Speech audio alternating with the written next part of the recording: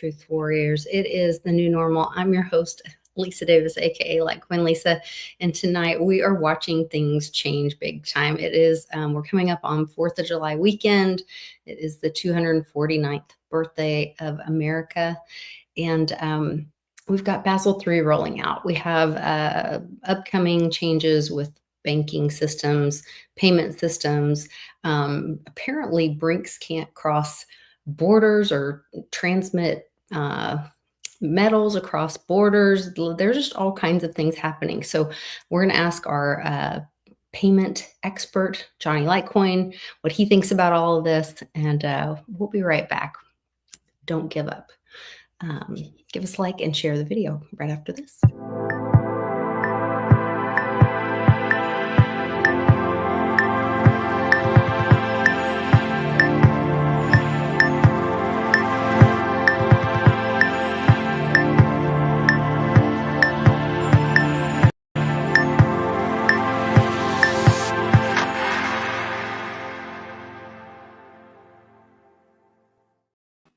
Welcome back, Jonny. We missed you last week. Thanks for having me back, Lisa. Good to see everybody. Yes, good to see you. Good to see you. Lots of things happening in the news. There's some people hurling threats and accusations at this. I thought was interesting and very timely to me. The Fed is finally getting some, he said, oh, he doesn't want to be political. He didn't want to, he was in Congress last week being interviewed, and he kept deferring. Every time they would ask him anything to do with a big, beautiful bill or taxation, inflation, he just kept saying, oh, I don't want to speak on the big, beautiful bill. I don't want to make a comment. I don't want to be political, and so the groups from Fannie Mae and Freddie Mac chair calls on Congress to investigate Jerome Powell. And this is William Pulte. He says, I'm asking Congress to investigate Chairman Jerome Powell, his political bias and deceptive Senate testimony, which was enough to be removed for just cause. So they're saying like there's possible standing there to remove him. Jerome Powell's $2.5 building renovation scandal stinks to high heaven, and he lied when asking about the specifics before Congress. This is nothing short of malfeasance and is worthy for cause. Also, Cynthia Loomis said Chairman Powell, made a number of factually inaccurate statements to the committee regarding the Fed plush private dining room and elevator, skylights, water features, roof terrace. And this is typical of mismanagement and don't bother me attitude. I mean, just think about it logically. I know building's expensive, but $2.5 billion for one building, that doesn't make any sense. That's insane for a workplace. It doesn't make any sense. I mean, yeah, that's disgusting. If you think about it, for a workplace for the Fed, what should their building cost? I don't know. I mean, if you told me, hey, it costs $10 million, I would say, all right, I get that. It's got to probably be a big building. They probably have a lot of people, a lot of stuff. $20 million, all right, I go. I'd be like, wow, sounds like some nice building, but wow, I guess they really got a lot of people doing stuff. Billions of dollars for a workplace? Billions, that's insane. Billions is insane. And that's listen to what they were talking about. They were saying roof terrace, private dining rooms, elevators. I mean, this sounds really bizarre. Water features. Why do they need a water feature in their building for? I mean, we know why, because there's a lot of kickbacks with this money that goes out to these projects and contracts for the ready. Yes, and price fixing and all this stuff. So we know why. Now, what comes of it? Who knows? That's what'll be interesting to see if there's any. Once again, the accountability part seems to be what we lack the most in our country. Yes. So we'll see what happens with that. We were also talking before we got started. I have on my thumbnail for this show that, on the 14th of this month, the ISO, finally, they've been talking about it forever, but it's supposed to be implemented. And that is supposed to roll out July 14th, I believe. And then they are already issuing, like American Express is already sending out warnings saying planned outages to wire transfers will impact your account.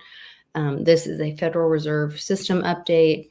So they're anticipating outages already. Seems like, I mean, sure, when you go from one system to another, I would expect some outages. Are you hearing that in your line of business? Are you anticipating any of that or preparing your clients for that? Having any kind of those messages coming through? I see a lot of outages regardless. So, telling people this, that people blame me. You did this. I'm like, I hate these people. It's all my fault. And they haven't said anything to us, but then again, they don't say anything to us. I feel like they keep us in the dark. As far as like the merchant end and the businesses end. Remember, American Express is dealing with a bigger, it's a different clientele. So they have to be transparent. On the businesses side, in other words, they treat like the customer, like the person like that as gold, but the business as garbage. If that makes sense. Like on the merchant. Crazy. Yeah. That's what I've seen. Like they hate small business, but so Amex, like that would make sense because influential people could go on TikTok and be like, I'm having out, and Amex could be like, hey, we warned you of this. We were responsible. Businesses can't say there's an outage or don't want to make light of it because then it's almost bad press on them. You know what I mean? That's the difference. Their device is working or they have an outage. They don't admit to nothing. I've seen these systems go down and then they're just keeping you in the dark and they're just being very vague.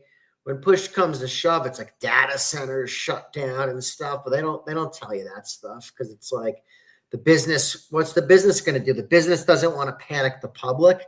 They don't want people. Oh, their payment system's down. Guess we can't go there. You know what I mean? They don't want that. So interesting. I'm curious to see what happens too. Now, public's I don't think is going to see any change.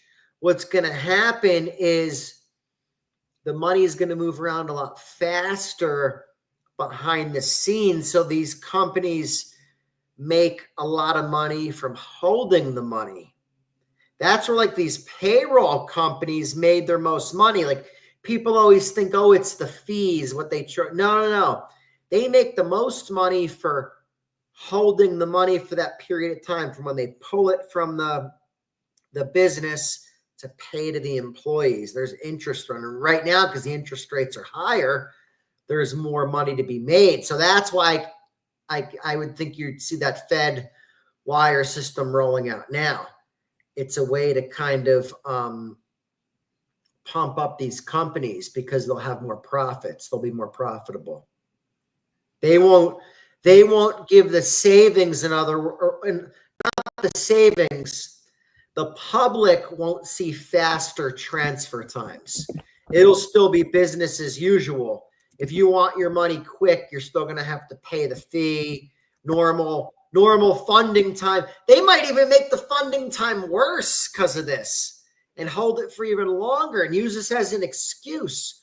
Who knows? I've seen crazy stuff happen. So the public won't see any change, but behind the scenes, the Amexes of the world, these payroll companies, all these companies that are funding money, holding money, transferring money, they stand to gain because the longer they can hold deposits for, the more interest they make.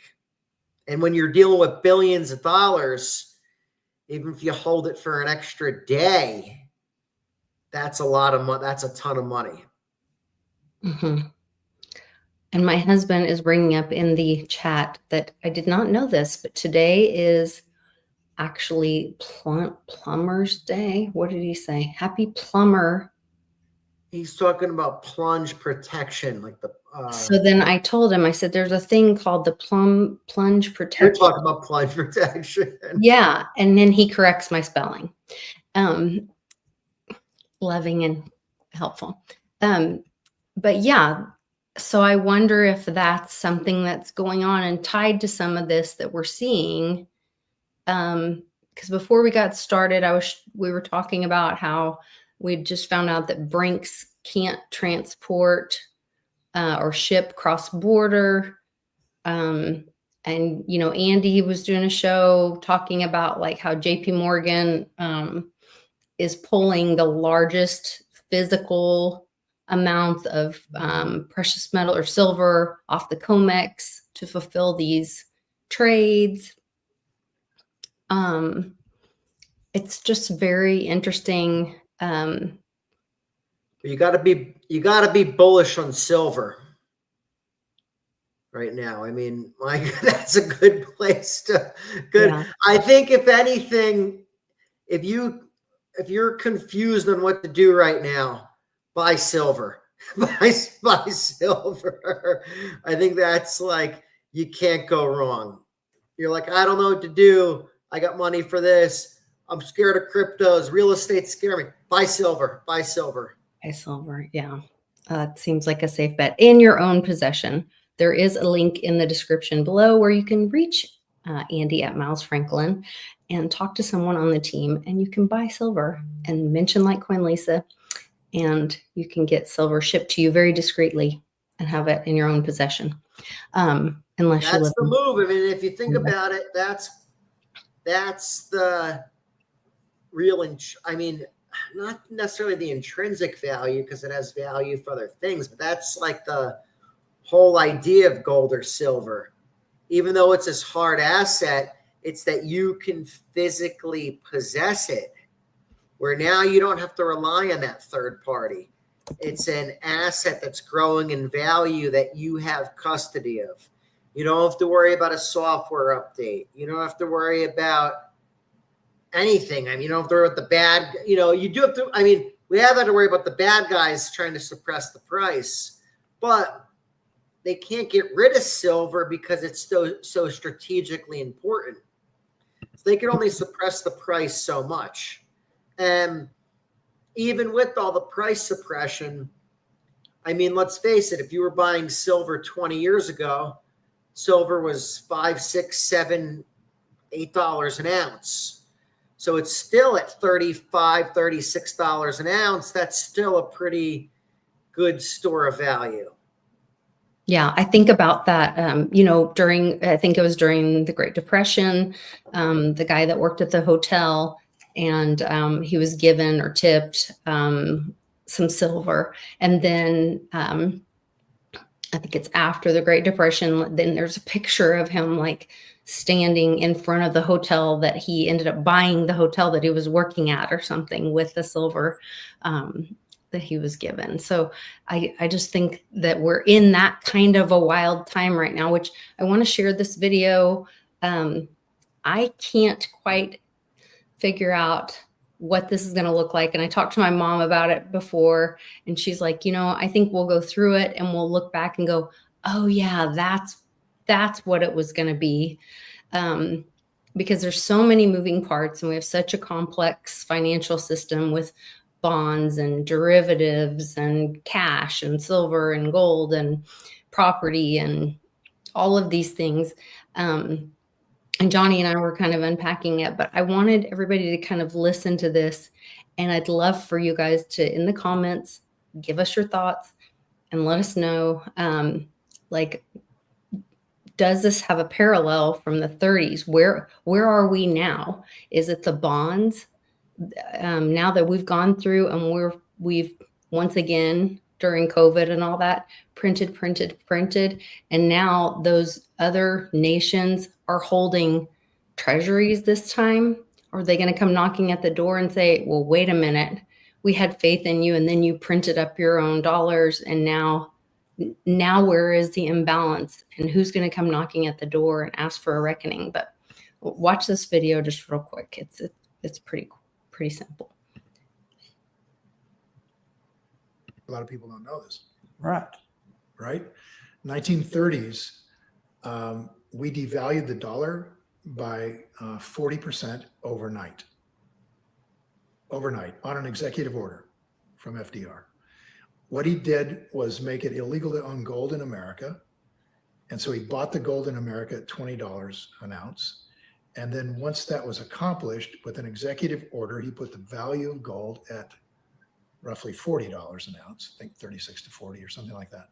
So he basically doubled the exchange rate on gold. And then the European nations, which were concerned as tensions were growing in Europe in the 30s, took US dollars in exchange for their gold. Okay. So we go through World War II, world gives us world reserve currency under the Bretton Woods agreement. And we start printing dollars. So we print dollars to pay for Vietnam. We print dollars to pay for a welfare society. And Britain, Switzerland, and France noticed this by 1970. And in 1971 said, okay, then we will now exercise our right under our agreement to get our gold back. Here's your $40. And we didn't have enough gold to cover that for them and everybody else who would do the same thing. Since we had devalued the dollar so extraordinarily, and Nixon took us off the gold standard and screwed them. Just like that. I never thought of it that way, but yeah.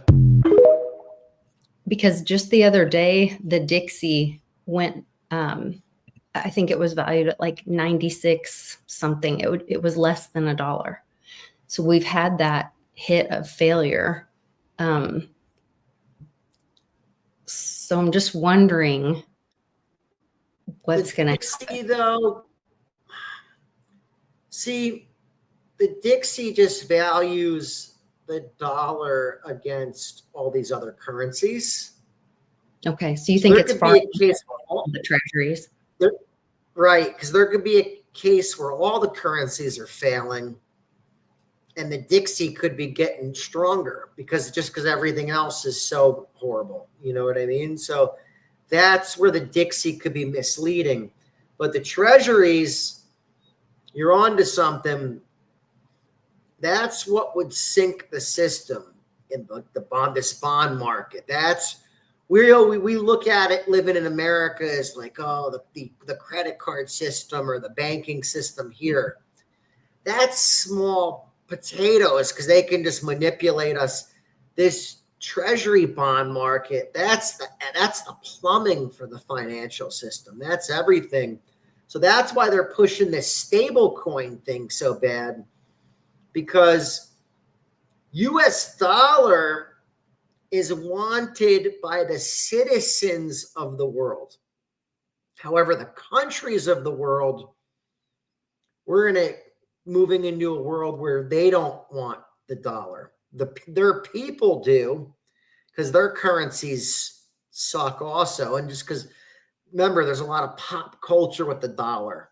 Right. They pump it through this mockingbird media kind of thing. So they think it's cool. So that's where all these stable coins benefit, because that can keep the treasury bond market strong because it can create such a demand for them. So the key is they don't want too many people selling the treasuries, because then like the bond yields like spike. Okay.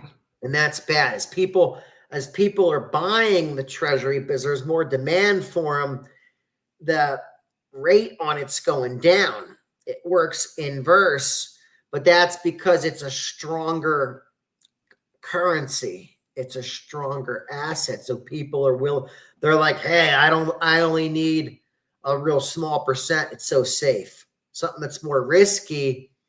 So as they're selling it, the rates go up. It's viewed as a lot more risky. Okay. It's not that AAA paper or whatever. You know how they have all those ratings and all that. Interesting. Okay. I just feel like there's something there, and it could be like this trigger. Well, there is, because that's if those yields go out of control, that's not good. And then does that cause like the Well, that's bad for the housing market.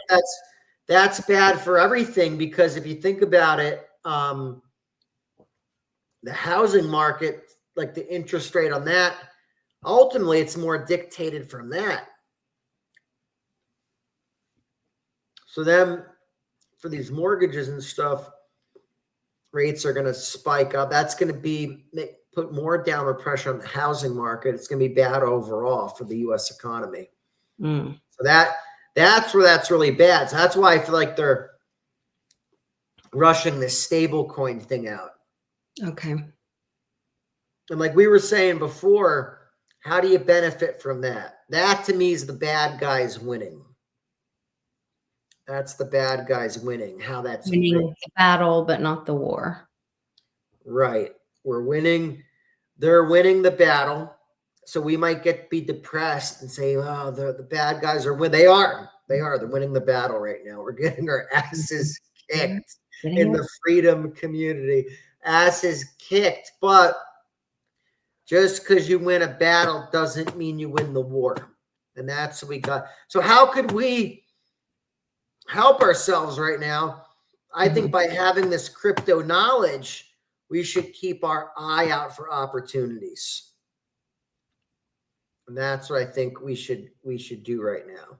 So I think if you want to benefit off this whole stablecoin thing, Ethereum would seem like it's going to pump in price, because it seems to be the backbone of all these stable coins and a lot of what's being built.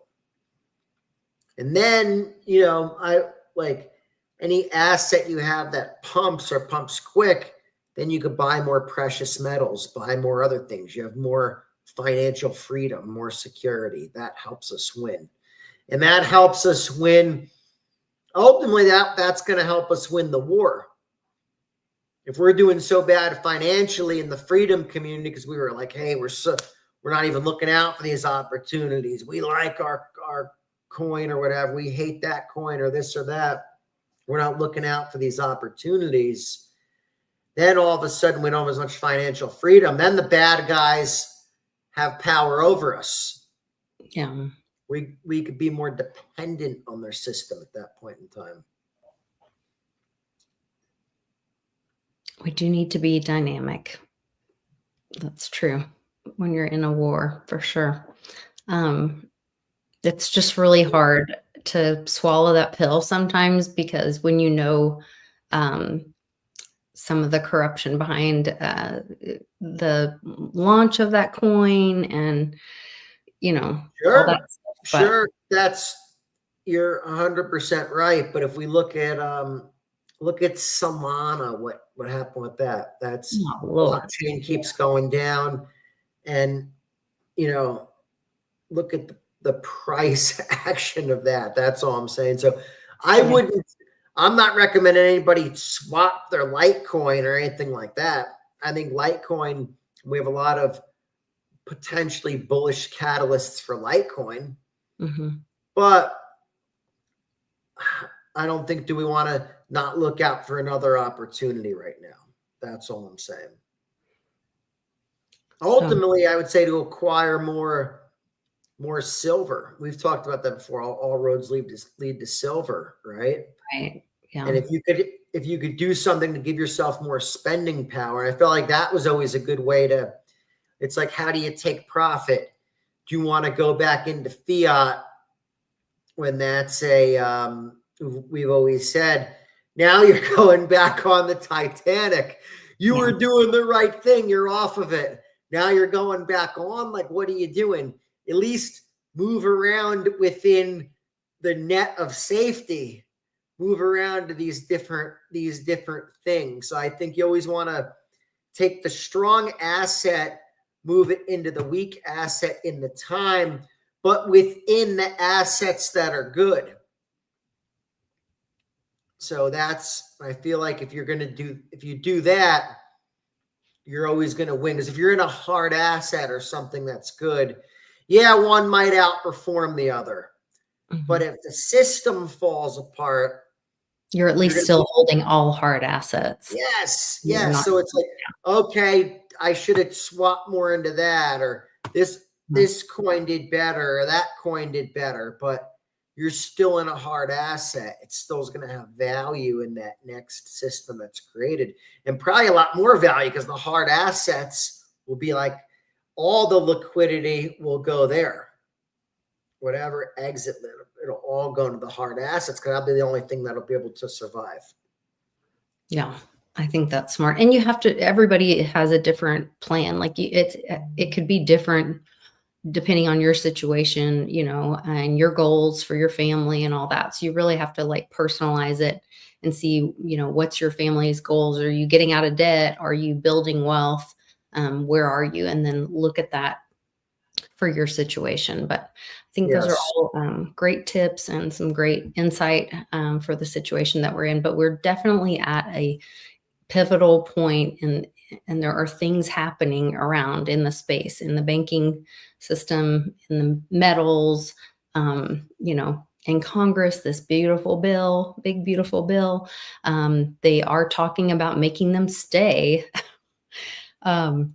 through the fourth weekend if they don't get it passed. And so we'll see what happens with all that.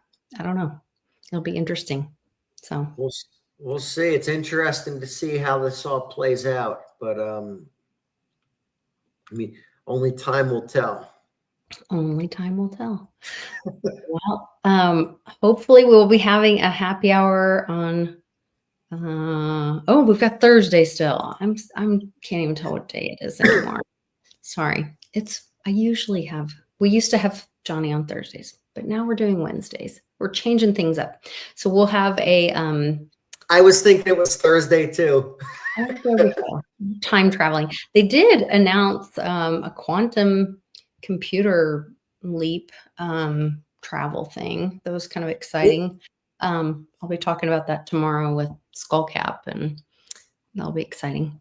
Good stuff. So, well, thanks, Jonny, for giving us some insight on that. I knew you'd have a great point of view to share with everybody on that. So I appreciate you. Always a great conversation, great topic, and happy to lend my thoughts on it. Everybody loves hearing what Jonny has to say about it. So.